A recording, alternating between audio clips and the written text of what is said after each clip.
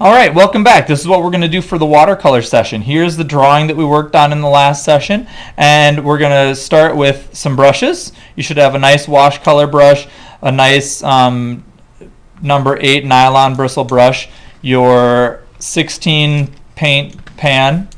You should have a watercolor palette, and then a cup of clean water and a cup of empty dirty water.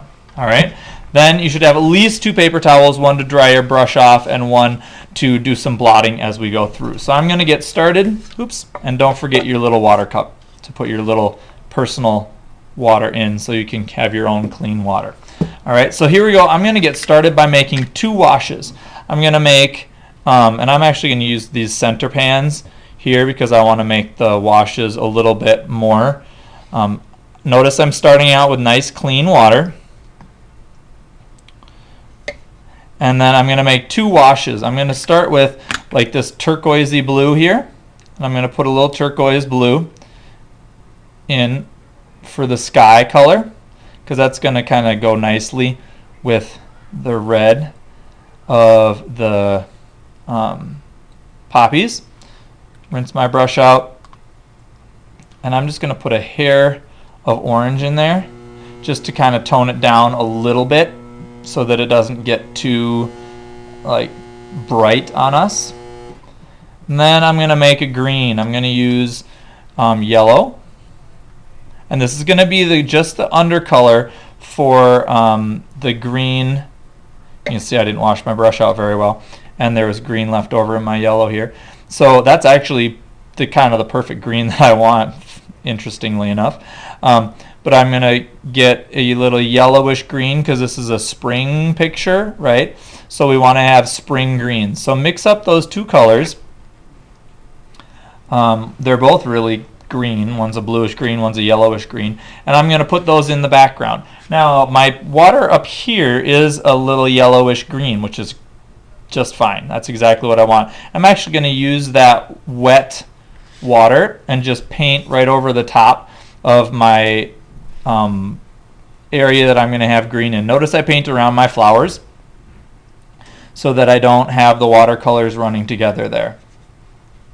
And it's actually nice that this is toned a little bit so you can actually see me painting that on, whereas if it was just clear it would be hard to see. And now I'm going to take some of this yellowish green and I'm going to just splash it in through here. And it might get to a point where it's not even dark enough, but that's okay. We want it to just set on the surface a little bit, and because we're going to blot most of it out anyways. We just want to tone the paper. So take that bit, tone the paper, and then dry your brush out, and do the same thing up here in the sky, but I'm going to use this bluish green up here. All right, and notice that if I don't wash the paper first with just clean, fresh water, the blue wants to stick more, which is okay. Either way is going to work. They'll just have a different look. And notice how I'm just brushing my brush over quickly. You don't want to belabor it and spend lots of time working one area. You want it to be a nice, fluid, gentle wash, watercolor wash in here. And if your 2 colors run together ever so slightly, so be it. We're going to work with the spontaneity of our watercolor. Now you can see my paper is starting to curl. If that happens to you, you can just kind of force it back down while we're working in class and crinkle it a little bit. That's kind of bad watercolor form, but you know, work with what you got. All right, now that I've got this watercolor in, I'm going to go back with a few little splashes of pure color. I'm going to take the turquoise blue out of here. I'm just going to splash a little bit in there, a little bit down over here, so we have a little bit of interest. Okay, then I'm going to go back and I'm actually going to get this yellow green over here in my watercolor set, and I'm going to splash a little bit in just like that, so it kind of runs in and we have that wet on wet wash look. Now the trick here is to blot your paper out and to kind of let it dry the best you can, because you really want to work with a dry paper for the next step. Okay, now I've laid a lot of water on here, so I'm just going to pat it dry.